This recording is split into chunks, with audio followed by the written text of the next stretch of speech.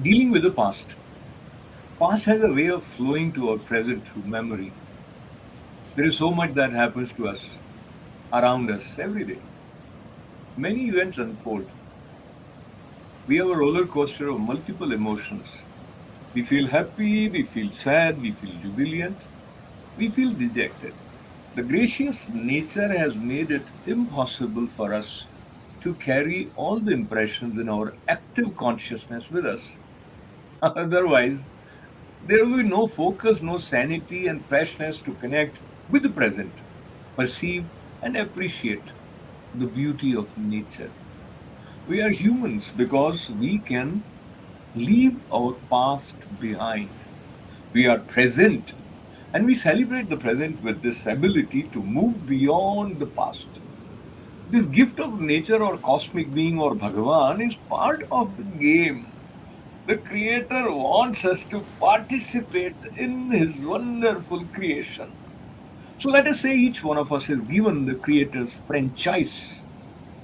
It comes with lots of assets, but it also comes with a demand on our part to make use of these assets in a unique way with our creativity.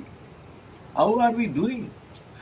This question is answered in our consciousness by the level of harmony and joy that we feel at any given moment. This is indeed a test. It measures our performance. This feedback mechanism available to us humans is not utilized properly. Many of us end up in the tricky and slippery terrain of this super wise game.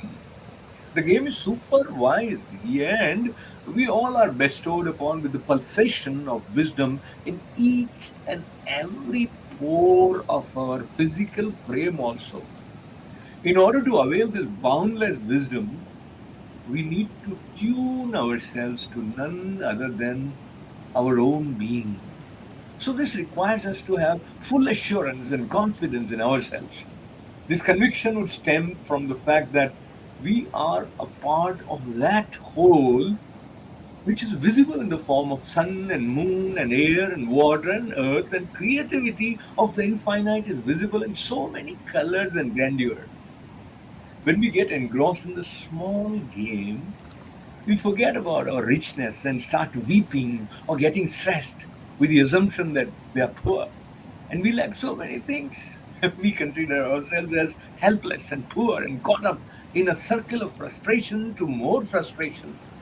Indeed, this doesn't happen to all the people all the time, but we are paying attention to that slice of our journey as humans. I'm rushed at the moment by not having the desire to share details of an experience which was coming back to me, and spoiling the beauty and bliss available to me at this very moment. I started writing with the idea of getting into the details of how a particular negotiation happened, how I could have played my cards differently, how I would have prevented unjustified loss of n number of dollars. But that moment is gone. This interaction is over. That mutually agreed decision is binding. Now what? Now I can let the traces of that past causing disturbing ripples in the present and try questioning my wisdom of that moment and painting myself as a loser, or I can interpret that moment with a view on the big picture and utilize the available space, peace, and inner harmony to create more wealth, become a medium of more creative expressions, and move on with a sense of gratefulness and joy. So, with outlines of the working of my mind, I practice staying focused on the positive and uplifting side of life. This practice requires constant vigilance. Vigilance is needed to make sure that I don't let those thoughts take control of my experience, which would weaken me by generating negative feelings, which have the capacity to cut me from my awareness of the absolute. There are countless ways to make that happen. Each individual would find his or her method through contemplation, but that contemplation cannot take place in the company of negative feelings. So, all that is needed in terms of our responsibility for running this show of life with optimum level of happiness is learning to let go and embracing the enlightening vision. What is enlightening vision? That vision which adds to our strength and offers wings to our creativity, which strengthens our ability to accept the world as it is and play without losing our inner poise increases. May that unshakable peace and blissfulness permeate all our interactions and reflect in our smile with compassion and care. The ultimate wings of this fulfilling flights are learning and loving. Love and learning go together. To make this play interesting, Infinite has created infinite stuff to learn, and that willingness to learn is sustained by love. Love for learning is a special gift given to us by that. So we move beyond all limitations.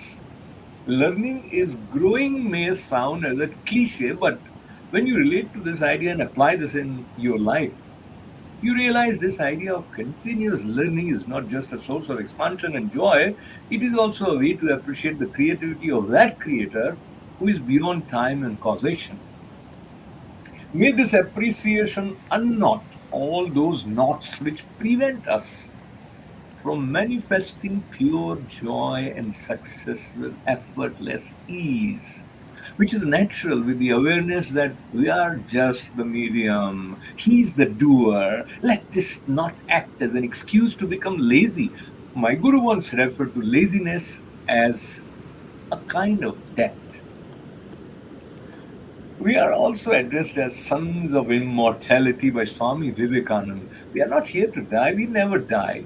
What goes is this body. We are making use of this body, but we are beyond it. May we not confine our experience and treat the body as the main source of experiencing life. Life is not limited to this body. I'm not talking superficially or impractically here. We all are aware of the subtle side of us. Think about it. Where lies emotions in our body? Where is love? Is love existing as a physical organ or any unit anywhere? Does that mean love doesn't exist? We do operate with awareness of the invisible. This invisibleness is also related to our creativity. May we create joy and happiness and abundance. May we remain tuned to the inexhaustible spirit of learning and loving and living and celebrating. Let us learn and love and live and celebrate the beauty of the Creator in our own respective, unique way.